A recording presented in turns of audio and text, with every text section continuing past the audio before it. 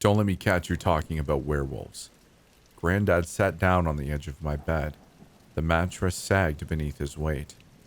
This isn't a bloody storybook. It had been several hours since Dad left with Mom.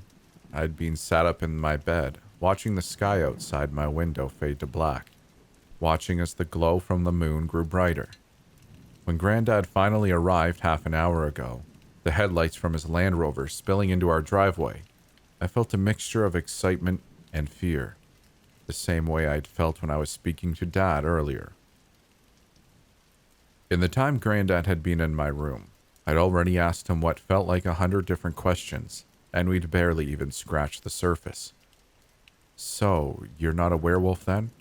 I forced myself to meet Granddad's gaze.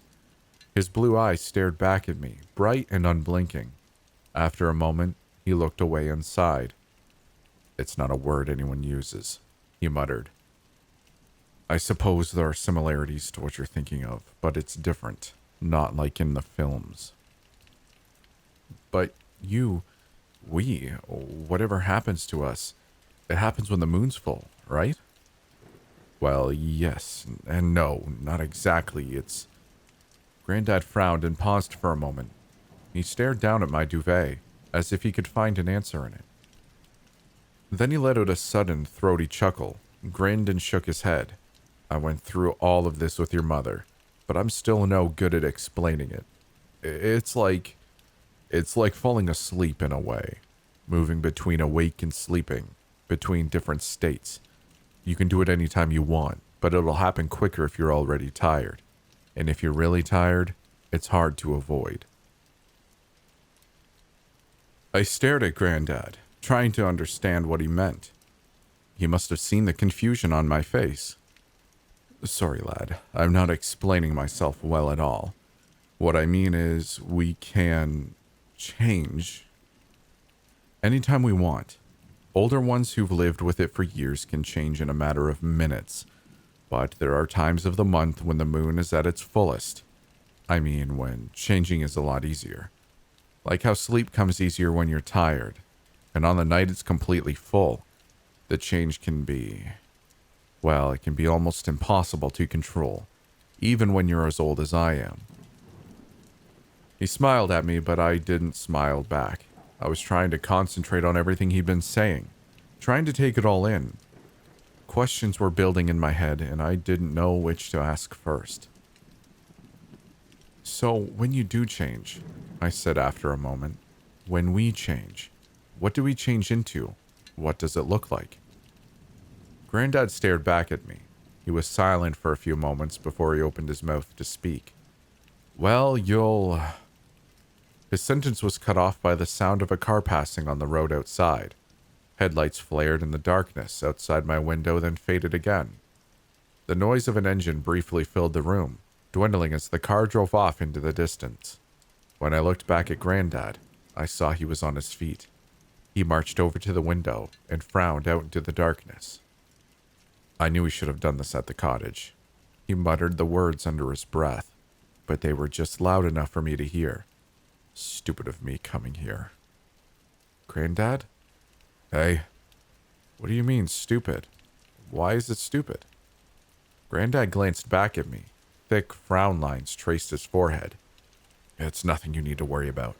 I wanted your dad to bring you to my cottage, that's all, but the stubborn bastard wouldn't do it. Said you were too ill. What's wrong with you coming here? It's risky, that's what. Any trace of a smile had gone from Granddad's face. If you're going to learn about all this, you might as well learn that first. It's a risk, all of it. A constant struggle to stay hidden. And you don't get to be my age without making a few enemies, I'll tell you that. I stared past Granddad at the darkness beyond my bedroom window, stared at the light of the moon.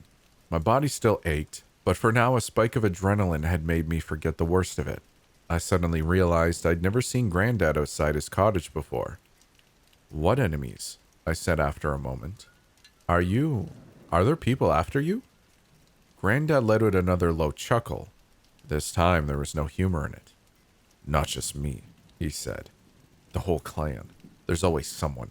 Hunters out for a trophy, big companies, people wanting your skin, the government. We try our best to keep everything secret, but it's no good. People see things and people talk. It always gets out. Granddad reached out suddenly and tugged the curtains across my window shut, blocked out the moonlight. He stood at the end of my bed, staring down at me. If we're going to talk, we'll do it downstairs, he growled. I'm not standing here like your bloody nursemaid. He turned and left the room before I had a chance to respond. We sat in the lounge opposite one another. Granddad in an armchair near the front door, me on the sofa, curtains drawn. Yellow light spilled down from the bulb overhead. A light rain had started outside, and it drummed against the window like 1,000 soft fingers. Every now and then a car would pass by on the road, and each time Granddad's body would tense, just a little. He'd try to hide it, but I saw. I still felt ill. My body ached and my skin itched. I felt weak and tired. But for now, at least, I could almost forget about those things. Adrenaline, fear, and excitement swirled in my stomach. I wanted to ask Granddad about his mask and why he wasn't wearing it, but I was worried he'd get angry again, like he had in my room. I'd heard the temper in his voice then, and I didn't want to be on the receiving end of it. So instead I asked a different question. Where does Mum go? I asked. When she's away each month, where is she? She stays with a couple of friends of mine, said Granddad. Old friends, part of the clan. They live in the New Forest too, about 5 miles from me. They've helped me with her, helped me show her the ropes. But why does she have to stay away? Why can't she do what you do? Granddad fixed his blue eyes on mine, ran a hand through his thick white beard, scratching the skin underneath. It takes a long, long time to get used to the change, he said after a moment. I've lived with it for years, and even then your dad still wanted me to put that chuffing thing on my face when I was around you. Block out the smell on the worst nights. Granddad shook his head. I didn't need it, and it pissed me off that he thought I might. But I let it go. I let it go because he sees your mother when she's in her other state, and he knows how bad it can get. How bad it can get? Granddad opened his mouth to reply, but at that moment another car engine sounded in the distance. He paused listening. The engine grew louder. After a few moments I saw headlights illuminate the drawn curtains of the lounge window. The engine swelled as the car drove past the house. I heard the splash of wheels on wet tarmac.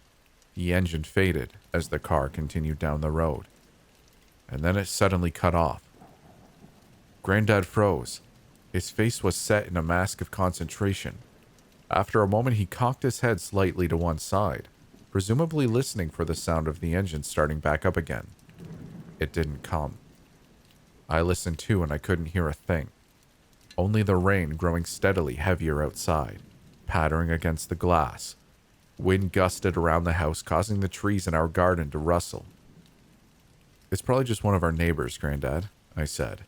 I think the car... I stopped talking when Granddad held up a hand.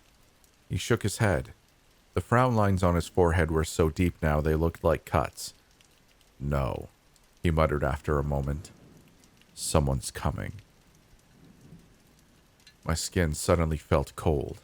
I had no reason to be afraid, but the tension on Granddad's face was rubbing off on me. I strained my ears for a sound, but I still couldn't hear anything. Only the rain.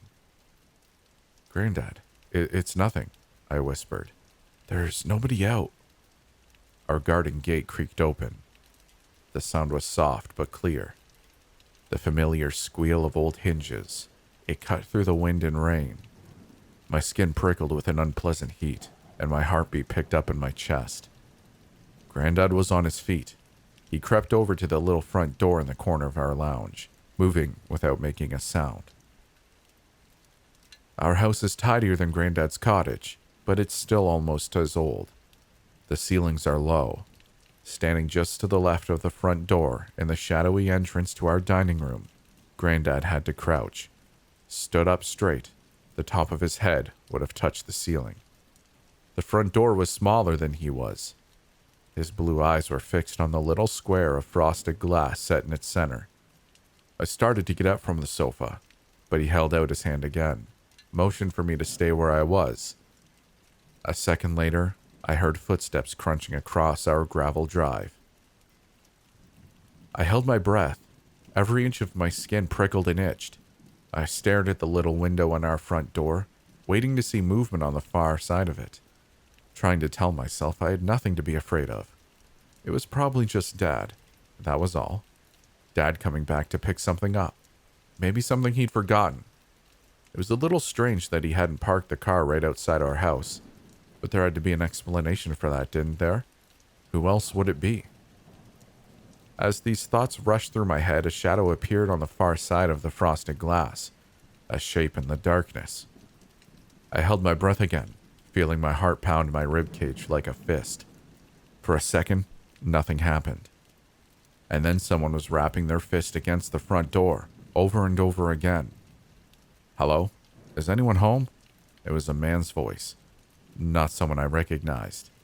"Hello? Can anyone help me, please? I saw a light on." Granddad stayed completely still. He stared at the door, his face unchanging. The knocking continued. After a moment, the man spoke again. His voice sounded close to panic. "Please, if someone's there, can I use your phone? Our car's broken down and we don't have any signal. Please, my wife isn't very well." Granddad hesitated for another second. Then he reached out and tugged the door open. From where I was sitting, I couldn't see the man in the porch, but I could hear everything he was saying clearly enough.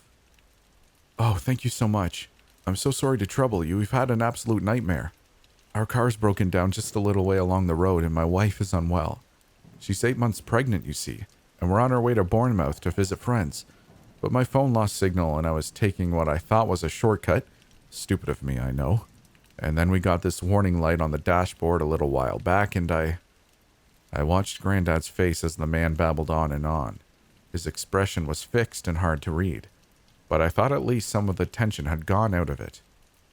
So if you have a mobile I could use or a landline," the man continued, "then I can make a very quick call to the AA, and I'll be out of your hair. I'm so sorry again for the intrusion. What's that in your hand?" Granddad's gruff voice cut through the man's rambling. I stared at his face, but his expression remained the same. "Oh, this is a walkie-talkie," said the man. "I may not be able to navigate to save my life, but I always worry about safety. Over-worry, actually. Paranoid, that's what my wife calls me. We ran out of petrol in the middle of nowhere once, and I've carried a pair of these in the car ever since, along with a first aid kit and some spare clothes, just in case, you know? You never know when these things might come in handy. In fact, that reminds me." He fell silent for a moment. A few seconds later, I heard a soft beeping sound. "Hi, sweetheart, it's me," he said. "A nice gentleman down the road has just opened the door, so I'll call the AA and be back as soon as possible, okay? Over." There was a faint crackling noise. After a moment, I heard the tiny sound of a woman's voice responding. "Okay, be as quick as you can," she said. "I'm really not feeling good, Tim." Over. "I will, sweetheart. I promise." Over. The crackling sound cut off. There was a moment of silence and then Granddad sighed. He looked weary, but any sign of the previous tension in his face had gone. "Right then. Right. Come in then," he said. "You can use my phone, but you'd better make it quick. My grandson's not well either." He edged back away from the door. A moment later, the man stepped into the lounge. Any residual fear I may have felt vanished the minute I saw him. He was about half the size of Granddad. What was left of his thinning black hair was slicked down against his forehead from the rain. He wore glasses that were speckled with water drops. His raincoat dripped onto the carpet. As soon as he saw me, he raised a nervous hand in greeting and started babbling again. "Hi there. I'm Tim. Sorry to intrude. I just need to make a very quick call and I'll be out of your way again. My wife and I have had a nightmare this evening. Granddad shoved his mobile phone into the man's hand, cutting him off mid-flow. "There, you can use that." "Oh, perfect. Thank you so much."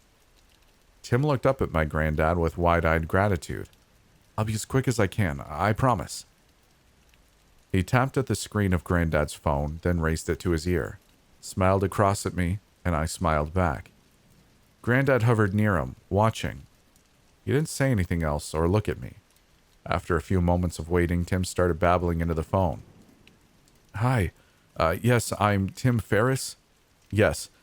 I think we may need someone to come out and help us, I'm afraid. Yeah, we've had a bit of car trouble. We're out near... Tim's voice droned on and on. After a minute of talking, he got his AA card out of his wallet and began reciting numbers. I began to grow aware of just how much my body was aching again. The adrenaline I'd felt earlier was fading, and I now had a hollow feeling in my stomach too, like I needed to eat. My skin itched, and I had to resist the urge to scratch my arms. To distract myself, I watched Granddad. He looked suddenly uncomfortable. He was standing in the same spot as before, staring at Tim, but now he was shuffling back and forth, like he couldn't keep still. He kept running a hand through his beard, his eyes never leaving Tim's face. When Tim finally hung up the phone and handed it back to Granddad, I felt a hard-to-place sense of relief. Great, they're sending someone out now, Tim said. They're going to call back in 5 minutes with an ETA. So sorry again about all of this, and do you mind if I wait for their call? Granddad grunted in response. Tim turned to me and smiled. And what did you say your name was, matey? Your granddad told me you're feeling a little bit under the weather? I nodded. I'm James, I said. I've got the flu or something, I think. Tim frowned and nodded his head. Nasty stuff. Something's going around at the moment, so is it just the two of you here tonight then? Mom and Dad not about? I opened my mouth to reply, then paused. Tried to think what was best to say. I couldn't tell the man where Mom and Dad really were, but at the same time, I couldn't just ignore the question. I glanced over at Granddad, but he was frowning down at the phone in his hand, not listening. They're out tonight, I said after a moment. They've gone out for a meal in town. Ah, very, very nice, very nice. Well, hopefully their car's a bit more reliable than mine, eh? Out for the whole night, are they? Tim smiled across the room. Outside the house, the wind gusted harder than ever. Rain drummed against the window in heavy sheets. I opened my mouth, unsure how best to respond, but before I had a chance, Granddad spoke. Your call didn't go through. Tim turned away from me and looked at Granddad. The call you made just now, it didn't go through. Sorry, how do you mean? Granddad's blue eyes were fixed on Tim. He stared at him without blinking. What I mean is the call you just made only lasted 3 seconds. It's right here in my log. You dialed a number, then ended the call almost straight away. Why? Oh, sorry, I don't... Tim trailed off and looked at Granddad. His eyes flicked from Granddad's face to the mobile phone in his hand, then back again. That's bizarre, he said after a moment. There must be some kind of mistake. I definitely got through to someone. Maybe your phone didn't record it properly, or... Well, are you sure you're looking at the right... I know exactly what I'm looking at. The call didn't go through, which means you were only pretending to speak on the phone just now. And I want you to tell me why. Tim stared at my granddad. He opened his mouth and closed it again. Wind howled across the eaves of the house. Rain continued to drum down. There was a beat when everything inside was still, and the only noise I could hear was my own heartbeat. Then everything happened at once. Tim raised the walkie-talkie to his mouth and pushed the button. He backed away across the lounge towards the front door, bellowing into the mouthpiece as he moved. Now, go now, the kid's here too, and... It was as far as he got. Granddad's hand shot out and swiped the walkie-talkie from Tim's grip. It smashed against the wall of the lounge and fell to the carpet, where it cracked and fell silent. Granddad moved quicker than I thought was possible. He closed the distance between himself and Tim in one large step, gripping the man's head in 2 large hands. Tim's glasses went tumbling off his face. He screamed. The sound cut off as Granddad jerked his hand sharply to the right, snapping Tim's neck in one clean motion. He released his grip, and Tim crumpled to the floor. On the road outside, I heard the distant sound of a car engine starting. Granddad turned to stare at me, his blue eyes blazing.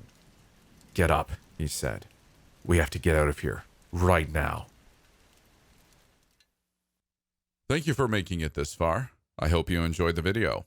I just wanted to quickly let you know about a couple things I have going on. I have an Instagram where I post more personal things about who I am. It isn't just all creepy stuff. You can find me at Stories After Midnight. I also have a Twitter where I mainly retweet and like things I find interesting. The handle for that is in the description, but it is S_A_midnight. I should really find another one because that's hard to say. If you really like what I'm doing, consider joining the Midnighters. That's my growing community where we hang out and have fun and talk about cats. You can find a link to our Discord in the description below. We'd love to see you there. Other than that, it'd make me happier than a cat on a table full of antique glassware if you'd like the video and consider sticking around for more. We'll see you in the next one.